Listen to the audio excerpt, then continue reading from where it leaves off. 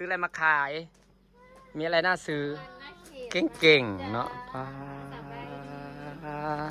เก่งๆสองพี่น้องฮ้อนจ้าฮ้อนอีเดียเหรอ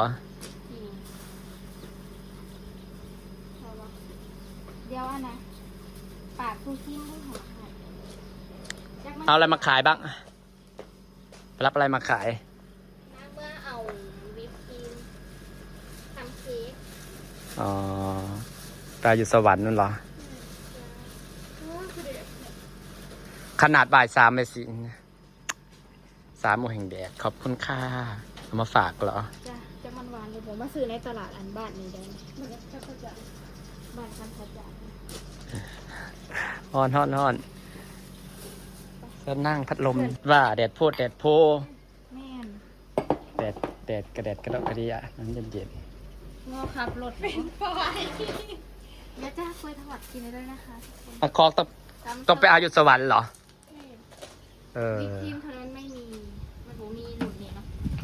เอาบอกเขาสั่งเขามาบาร์กันซะต้องไปซื้อสดก็ว่าอะไรเนาะสั่งได้อยู่บางทีแต่อันนี้เขาเมื่อเปลี่ยนอย่างเขียวเลยก็เลยมาซื้อเลยนี่นะซื้อเป็นไฟมามันเหี่ยวมานั่งตักไว้ทีแรกเขาจะกิน2 หมากผู้ใดมือได้สีส้มเลยปีนี้เอาไว้หมากเดียวมันเลยใหญ่อันนี้พวกนี้ต้นซ้ำมีหมากซ้ำหัวมันบดซ้ำหัวที่มันใหญ่กว่าดันตี้อันนี้มันมีแดงบอพี่หรือว่ามีเหลืองมันมีแดง2 ต้นมันมีแดงถ้าเบิ่งคิดว่าเฮ็ดหัวเรียวอย่างที่5 ต้นไม้มาปลูกใช่เจ้าสั่งเจ้าซ้ำต้นอันนี้ใครเขาเลยเด้อซับซากะลีนะกำลังซ้ำอยู่มันสิติดจะบอกกำลังเหียนซ้ำสั่งขีดินแม่นเจ้าซ้ำไปโหลดซ้ำไปได้หลายแม่มันซ้ำง่ายอยู่แล้วเข้าซีซื้อก็ไม่นะจ้าจิซ้ำไปขายกำลังเรียนซ้ำต้นคุณเขาบอกของเราจะซ้ำไปเลยหลายลองทวนกันเลยทุกคนเอามาพัดเฮ้ยจักหน่อจักเมงโอ้ยได้เงินเฮากับมีนี่ค่ะสะอ่อนอันนี้เงินอยู่บ้านไหนนะก็กินอยู่เบิดปีของเฮาก่อนเนาะขนาดก้อได้ยาวได้นี่อันนี้โคตรขายเอาเห็ดต้นอันนี้ปลูกมาเด้อแบบได้ต้นอะไรต้นดอกแก้วขุดเอาโลดบัดเมื่อขุดใส่กระสอบเมื่อมันปลูกง่ายอยากได้บอกกลางปูนะอยากได้บ่บัดเมื่อละขุดเอาเด้อทำไมเธอสวยจังเลยเนี่ยเฮ็ดเพื่อนเช้าออกหรือบ่นี่เช้าออกแล้ว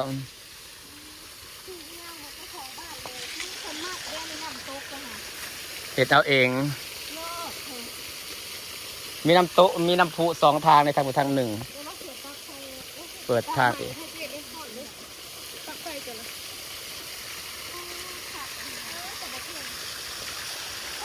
คงรักมากได้มากแบบนี้คือเดี๋ยวเราสามารถคั่วได้ทุกอย่างเลย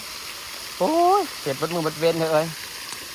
ต้นไอ้นะคุดเอาเด้อเขาจะได้นะมันปลูกง่ายแพร่ไว้มาเบิ่งการจัดสวนของเราเด้อนี่ขัดปลูกข้างเฮือนนะมันเสียนี่ได้เฮ้ยมันสีแพร่แบบต้นนี้นะมันปลูกง่ายแพร่ไว้นะคุดบัดเมื่อละคุดเอาดอกอันนี้นะก้าเนี่ยเด้อเขาเอิ้นต้นกลางปูต้นดอกแก้วนะก้าเนี่ยไปปลูกใส่เห็นไหมแถวร้านอาหารคาเฟ่น่ะมันแมนคันปลูกใส่กระถางเห็นกระงามมันไม่ติดปลูกใส่ข้างเฮือนงามต้นกลางปูง่ายเลยบัดเมื่อนะคุดเอามันปลูกง่ายนี่นะคุดเอาเลย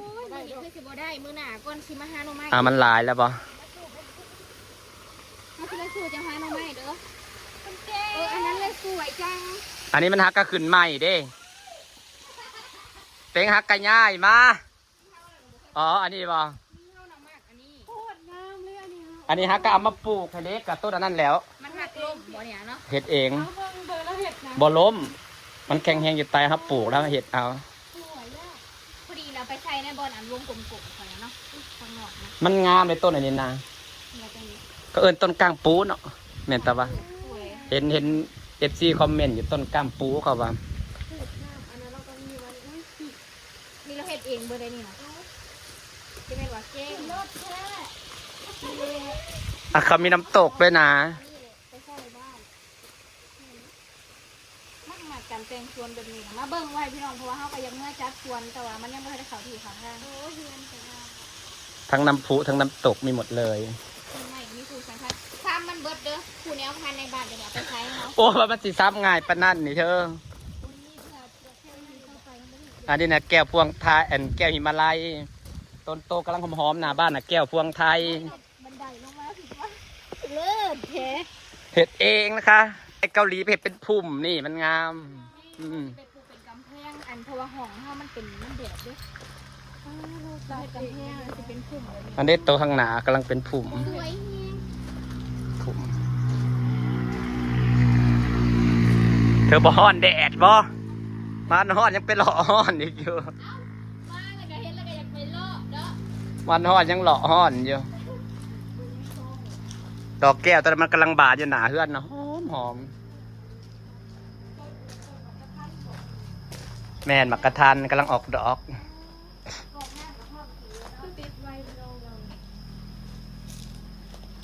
หญ้าก็กำลังเขียว พักโต๊ะเป็นโรคแบบยุคองบอก บอกมีแต่บ่ใหญ่พอแล้ว มันโบใหญ่ป่ามันใหญ่แล้วมันกินเนาะพันป่วยแต่ป่าหน่อยๆนะแม่นเขาเห็ดเป็นคลองมันทำความสะอาดง่ายเพราะมันเทเอาเจ็บออกเนาะเดี๋ยวเขาดูแลมัน โอ้มันบ่ได้แพ้ดอกเคย เช่าเย็นอะไรนี่คือ มันบ่ได้แพ้ดอก หอดทุกคนโอ้ยเดี๋ยวจักมันจะองศาเนี่ยเศร้าเมื่อยอย่างสิเมื่อจ้ะ มีบ้างสิมันใส่ร้ายโคตรใหญ่ พอรถงานบาสบิบะ ไม่เขาบอกว่าผงวิงเสียบ มาทางถาบอ่ะเส้นทางซ้อนเลย ทางนั้นมันโหลดลาย เส้นคอมันไกลใกล้กว่าใด เหม็น พอ ไก่ แต่ทางมันบอกค่อยดีครับเพราะเขาแปลงอยู่ มันดีแล้วมันดีแล้ว เขาแปลงอะไรคือว่า ปิ้งเป็นบางบ่อนแถวบ้านแถวโพนะเขากับแปลงเรียบร้อยไปแล้วตะกี้นะตอนช่วงมาเที่ยวใหม่ๆนะแม่นอะไรตกเป๊กเขาใส่หิ หั น ก เบอร์ ใกล้เรื่องใกล้อ่ะ แม่นไก่ มันหักไอ้มันนี่ ข้างเป็น ทางมันจะเป็นหลุม ขี่ไปเนี่ยก็สุดโรดจะมีโตนไปเลย เป็นคุ้มบางบ่อนแล้วคิดว่าฝั่งบางเทื่อนะเสร็จนะเป็นคุ้มลายกว่านี้อีกเลยฮะวะ ไปสะออนแต่บ้านคนรวยเลยเนาะ โอ้ยเถื่อน เถื่ เขา อนเนี่ยกระดองกระดิ่ง เห็นแต่ความ ไอ้ สำ สู เร็จของเขาเอ้า เพื่อนกับเพื่อนพูดนอกจากเห็ดเนี่ยกระดอกกระดีอ่ะเดี๋ยว เขารวยเนาะ 2 3 3 สามพันพัดว่าวิวดีแห้งน้อยผัดเฮ็ดอยู่แบบแคมคลองนะฝั่งนางงามหมดเลยป้าโหสะอ่อนเด้มาทางบ้านคนรวยวนมาเย็นความสำเร็จของคนอื่นขี่ไปมันสุดแล้วก็บอกกันนี่เด้ของเฮาเราแบบขึ้น ไปหอดว่าไปหอดบุงนาดี จากบุงนาดีไปกระสุดแล้วกู อืม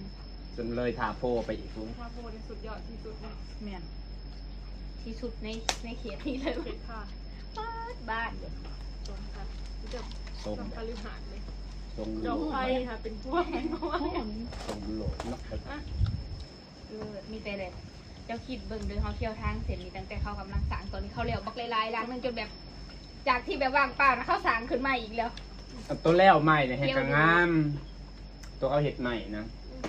อันในบ้านอันนี้นะที่มันเป็นรังดินจีง่ายนะป้าคืออลังการแพงบนฮาวเวย์เติมน้ำมันทักอินนะบ้านเนี้ยที่โบเมนบันทาโพดอกก่อนนะทำเต้เผื่อแรก ปั๊มน้ำมันนะว่าหาด ๆประมาณแถวนั้นแหละว่าหาดื้อบุงงานดีดื้อมันก็แต่ ปั๊มน้ำมันนี่มีเป็น2 สันหลังใหญ่ๆนะ บนใจ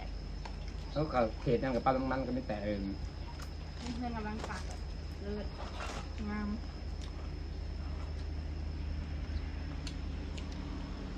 แม่ครับที่จะแย่งๆเลยบุเคยเห็นเนาะ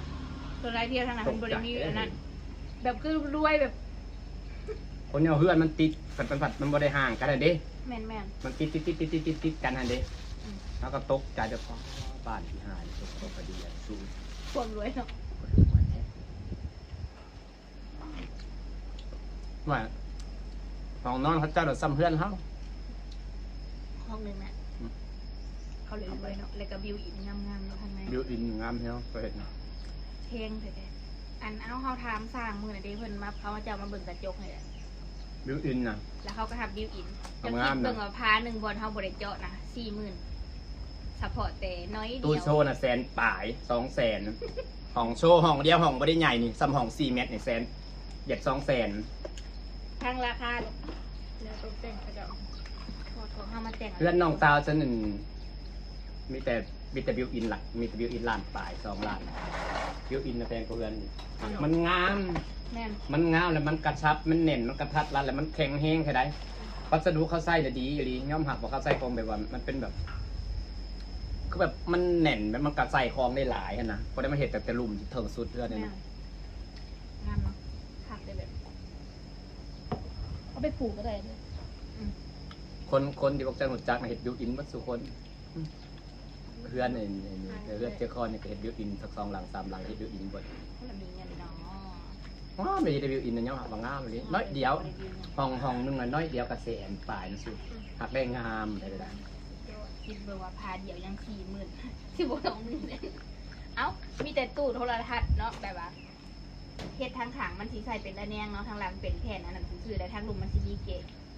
แต่ว่าลินสัก ขนาดบ่ได้เป็นตู้ บ่ได้เป็น แพง แต่สิมีบอลตีโท แต่ ร เป็น ทัศ ตู้ น์ แพงกว่า อันน่ะ40,000เดี๋ยวคิดเบิ่งซ้ำนี่น่ะ ก็เป็นตู้นะเห็นแพงตัวอย่างไม่ได้เป็นตู้ บัดนี้เฮาอยากได้แบบตู้เสื้อผ้าเนาะมันก็งามเลยอยู่ในห้องนอนเฮาก็อยากได้เนาะเฮ็ดได้สิมีเงิน ถ่ายพร้อมกัน ห้องเสื้อผ้าฉันยังว่างเปล่าถ้าสมมืออยู่ยังจะได้บิวอินเขาจะได้บิวอินนั่นแหละ ก็ยังว่าเว้ากันก็อีเมลได้แล้วว่าเฮ็ดเงินแล้วเด้บ่ต้องมาเฮ็ดดอกแล้วว่าอันนี้น่ะมันแพงให้ใส่ถุงดาวเทียมตั้งไว้นี่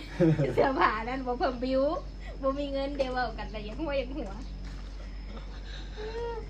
สัตว์ก็ยังมีความฝันอยู่ในสัตว์ก็ได้สัตว์ยังไม่ได้เห็ดยังจะไม่ได้ตู้ซื้อตู้เสื้อผ้าของสัตว์ไม่ได้เห็ดร้านแล้วสัตว์เห็ดแต่พอได้ห้องเสื้อผ้าเท่านั้นแล้วเห็ดแบบ แม่นเฮาก็อยากได้ โค้งเท่านั้นแหละ จะเป็นระเบียบเนาะ มันงามมันเป็นระเบียบแบบ มันเบลอินเนี่ยมันเก็บของได้หลายแต่พอมันเห็นเป็นตู้เสื้อผ้าจนหดเทิงเลยนะ เอาบัว ใส่เพราะห่มใส่ยังได้เบิดเลยเบาพื้นเห็ดเพื่อนไม่ดอกเอ้ยป่าวบรรยากาศสวัสดีพี่น้องเพิ่นมาแวะเด่นน้ำจ้านานๆทีนะคะเมื่อได้สิมาหาหน่อไม้ เดี๋ยวเว้ากันก่อนมื้ออื่นจะว่างบ่ตลอดดิ บ้านจ้า บางที มื่อนี้แตงมันก็ไปหาอยู่นะได้หลายคนหลายหาทำไมนะยามเนี่ยยามหาทำไมนางขาวเลย เฮาน่ะได้บ่หลายก็ยาได้พอม่วนก็พอ อ้าวมากับ ม่วนหมู่